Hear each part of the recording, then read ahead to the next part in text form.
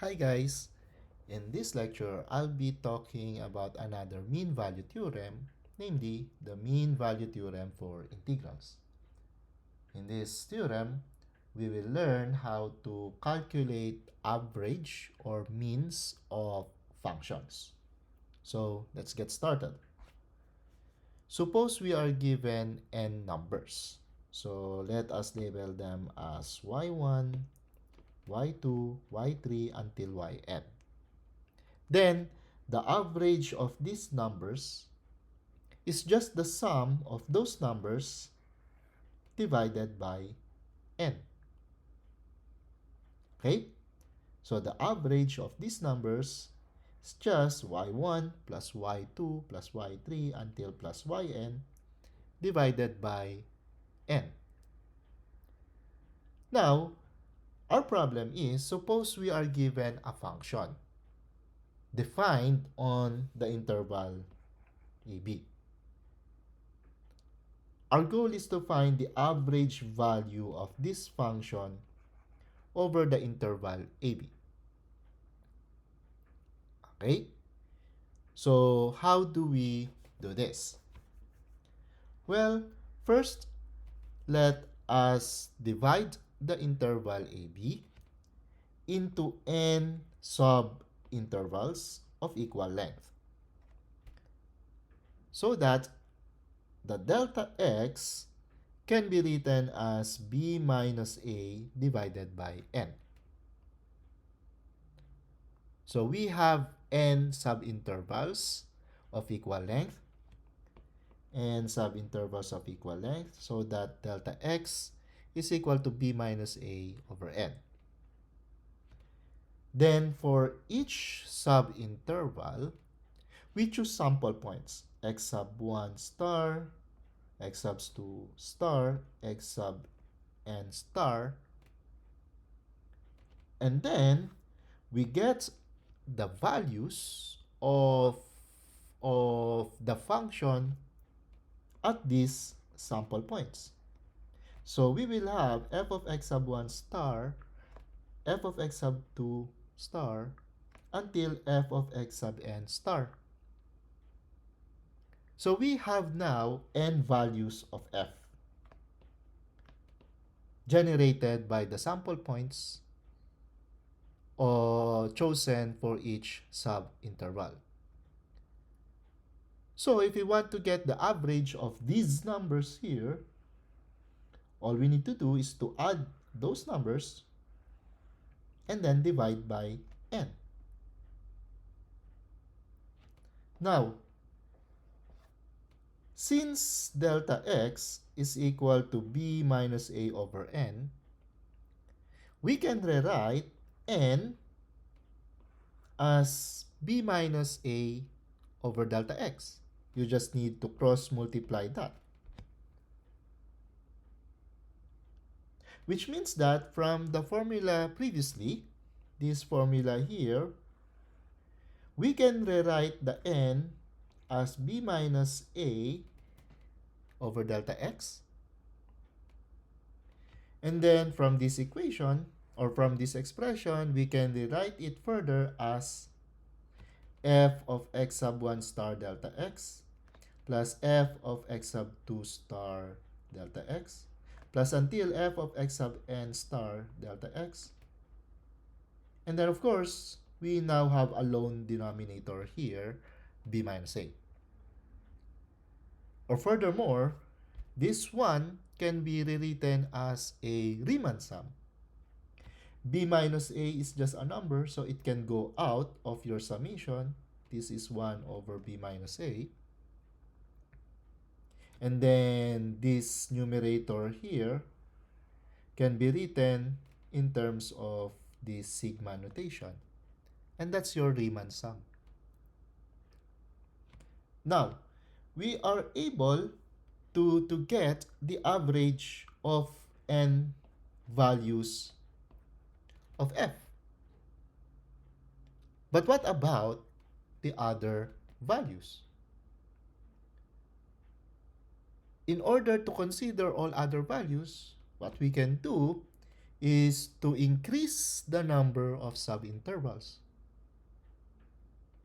So that if there are many more subintervals, then we can choose many more sample points that can be used to evaluate to the function f. Or mathematically, we are just letting n approach infinity. So if we pass to the limit as n approaches infinity of this expression, and this limit here, limit this one here, exists, then that one is just the definite integral of f of x dx from a to b. Therefore, the limit as n approaches infinity of 1 over b minus a of the Riemann sum equals 1 over b minus a of the definite integral of f of x dx from a to b. Again, provided the limit exists. So, average values of functions can be obtained in terms of definite integrals. That's why the theorem is called the mean value theorem for integrals. Now, we define the average value of f on AB by the following expression. So we write the average value of f as f_av. Okay? And based on our computation earlier, the average value can be obtained using this formula. So, as an example, we want to find the average value of f of x equals 1 plus x squared on the interval -1 to +2. So if we try to sketch that, we will have something like this. Oops, 1 plus x squared. So we will have here, this is 1, this is -1, +1, +2. So we will have something like this. So this is the function. So let me rewrite this. F of x equals 1 plus x squared on the interval -1 up to 2. So according to our computation, the average value is equal to 1 over b minus a. Take note of that. This is our b, this is our a. So this will be 2 minus -1.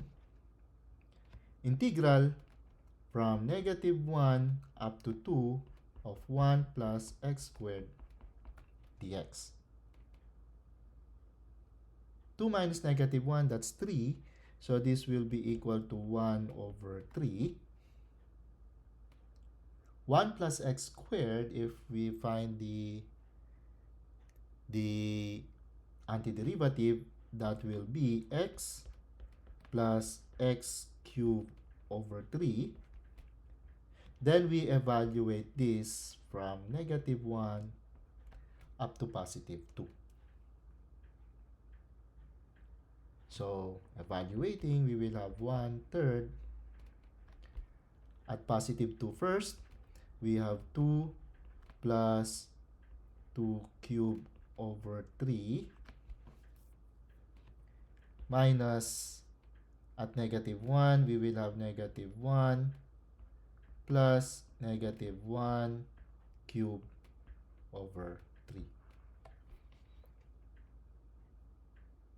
So if we simplify this, let me just write that answer here.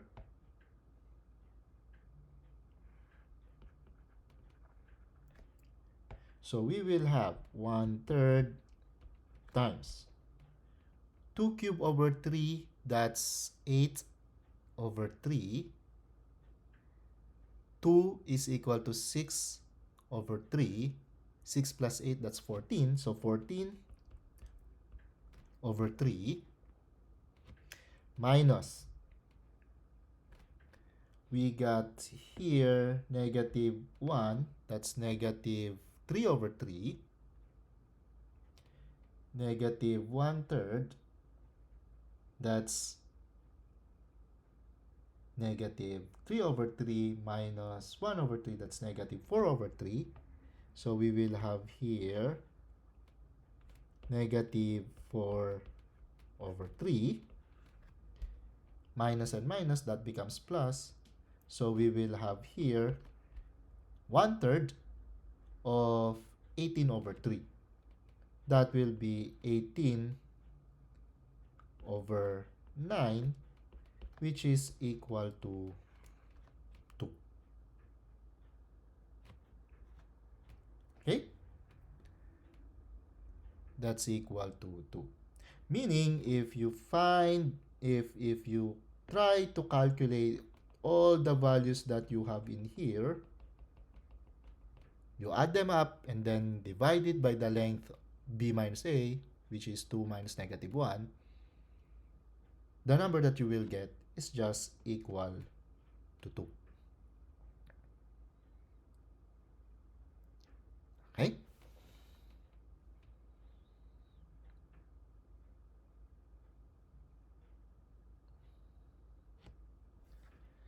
Now, this is the theorem, the mean value theorem for integrals.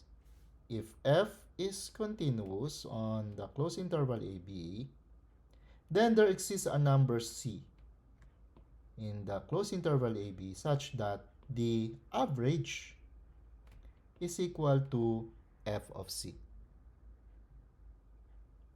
Okay? But the average is equal to this expression here based on our computation earlier.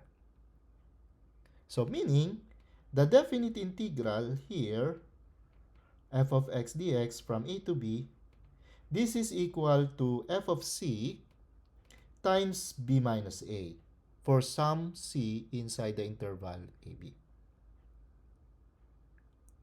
Or that the definite integral of f of x dx from a to b is equal to the average of the function on the interval ab multiplied to the length of the interval ab.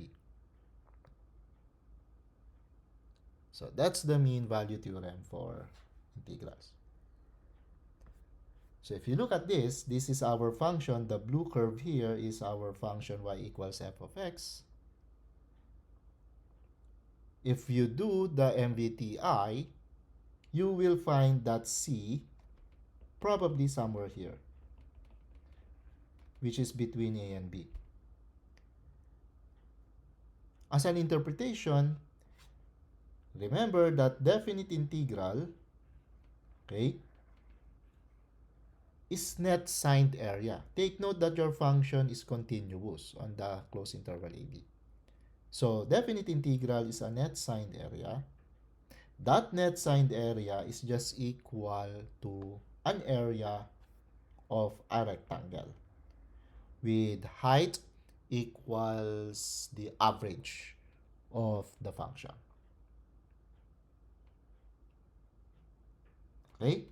So the net area of a continuous function over the interval AB is just equal to an area of a rectangle. Now, let f of x equal to 1 plus x squared on the interval negative 1 to 2. Verify the hypothesis for this function, then find a value c that satisfies the conclusion of MVTI. If we go back to the statement of MVTI, the only hypothesis is continuity. The only hypothesis is continuity. Now, for our actual function, since f is a polynomial, f is continuous on the interval -1 to 2. So, MVTI is applicable. That's it. The only condition is continuity. So, since a function is polynomial, it is continuous everywhere. And in our case, on the interval -1 to 2. So, MVTI is applicable. Thus, there is a C inside the interval -1 to 2 such that f of C is equal to f of, which is 1 over 2 minus -1 integral from -1 to 2 of 1 plus x squared dx.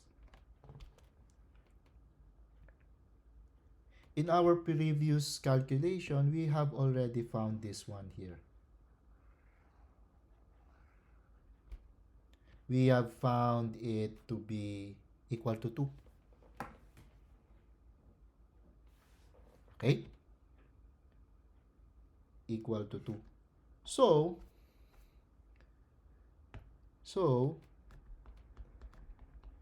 from a previous calculation,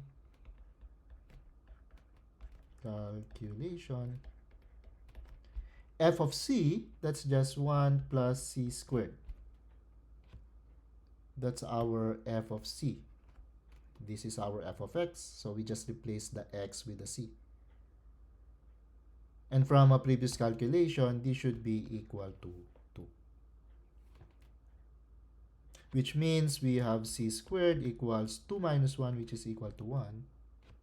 C is equal to, well, plus or minus 1. And notice that both are in -1 up to 2. So we can use +1 or we can use -1. It only asks for a value of c. But anyway, we found 2, so we can use either. Okay?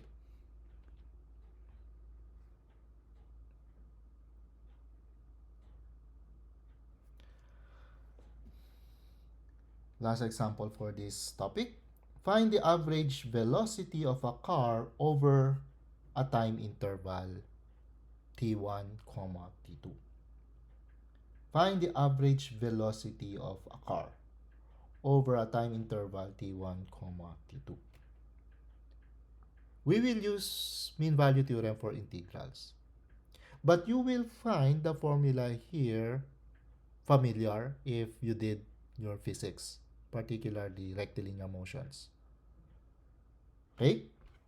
So in here, let S be the position function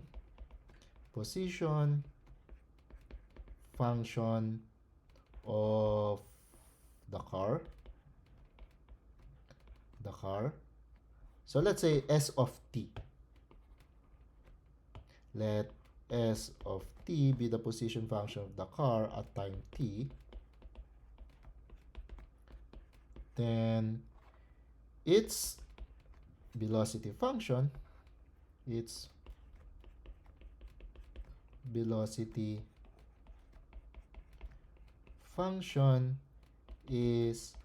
v of t, and in terms of the position function, it's just the derivative of your s. Now we are interested with the average velocity. So we are interested with v av. So the average velocity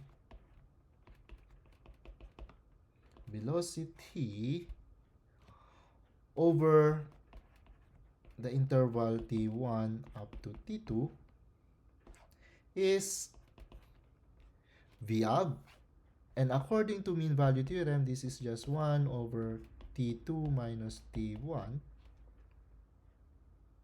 integral from t1 up to t2 of v of t dt. But v of t is equal to s prime of t. This is equal to 1 over t2 minus t1. Sorry about this typo here. This is t1. Integral from t1 up to t2 of s prime of t dt. And this one, integral of derivative, and we are evaluating